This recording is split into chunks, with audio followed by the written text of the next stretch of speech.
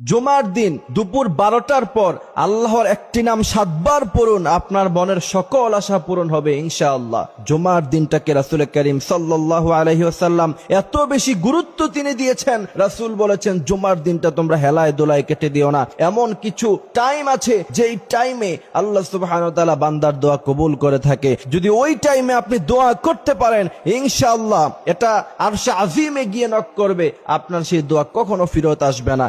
এই জন্য জুমার দিন হেলায় দোলায় না কাটিয়ে আজান হওয়ার সাথে সাথে মসজিদের মধ্যে চলে যাবেন এবং 12টার পরে আল্লাহর এই নামটি 7 বার পড়বেন এবং তার আগে ছোট্ট একটি দোয়া শিখিয়ে দিব, সেই দোয়াটা পড়বেন ইনশাআল্লাহ। 100% যদি আপনি মন থেকে দোয়া করেন, কথা দিচ্ছি আল্লাহ সুবহানাহু ওয়া তাআলা আপনার সেই দোয়া কবুল করবে। হযরত আনাস রাদিয়াল্লাহু তাআলা আনহু থেকে সম্ভবত হাদিসটা এসেছে যে তিনি বলছেন যে আমি একবার মসজিদের মধ্যে বসা ছিলাম, রাসূল করিম সাল্লাল্লাহু আলাইহি ওয়াসাল্লাম আমার পাশেই বসা ছিলেন, আরেক ব্যক্তি পাশে বসে দোয়া করছিলেন যে আল্লাহ আপনি আমারে জান্নাত দিয়েন, আল্লাহ আপনি আমার দুনিয়ার জীবন সুন্দর করে দেন। রাসূল করিম সাল্লাল্লাহু আলাইহি ওয়াসাল্লাম বলেছেন, হে আনাস তুমি কি জানো যে আল্লাহ পাক তার সব দোয়া কবুল করে নিচ্ছেন? হযরত আনাস বললেন আল্লাহু ওয়া রাসূলুহু আ'লাম, আল্লাহ এবং আল্লাহ রাসূল ভালো জানেন। তখন রাসূল করিম সাল্লাল্লাহু আলাইহি ওয়াসাল্লাম বলেছেন যে ওই ব্যক্তি দোয়া করার আগে পড়েছে ইয়া হাইয়ু ইয়া কাইয়ুম বিরহমাতিকা নাস্তাগীস। তবে জানো আনাস, এই দোয়া পড়ে যদি কোনো ব্যক্তি দোয়া করে আল্লাহ পাক সাথে সাথে তার দোয়া কবুল করে নেয়। সুবহানাল্লাহি বিহামদিহি সুবহানাল্লাহিল আযীম।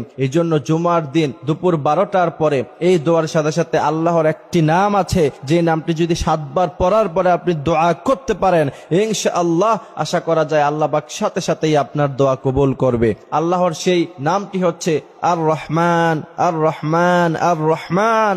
আল্লাহর এই নামটি আপনি 7 বার পড়বেন, তার আগে পড়বেন ইয়া হাইয়ু ইয়া কাইয়ুম বিরহমাতিকা নাস্তাগীস। আপনি এই দোয়া পড়ার পরে এরপরে আর রহমান আল্লাহর এই গুণবাচক নামটি 7 বার পড়ার পরে যদি দোয়া করতে পারেন ইনশাআল্লাহ আল্লাহ পাক আপনার মনের সমস্ত আশাই পূরণ করে দিবে।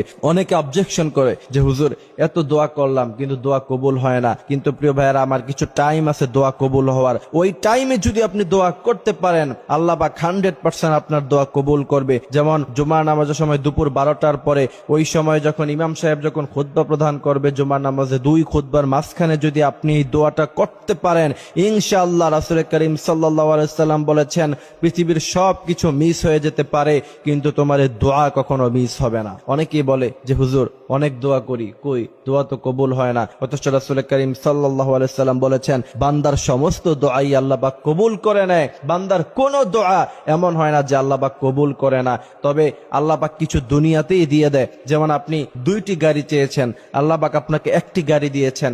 আপনি 2টি ফ্ল্যাট চেয়েছেন আল্লাহর কাছে, আল্লাহ পাক আপনাকে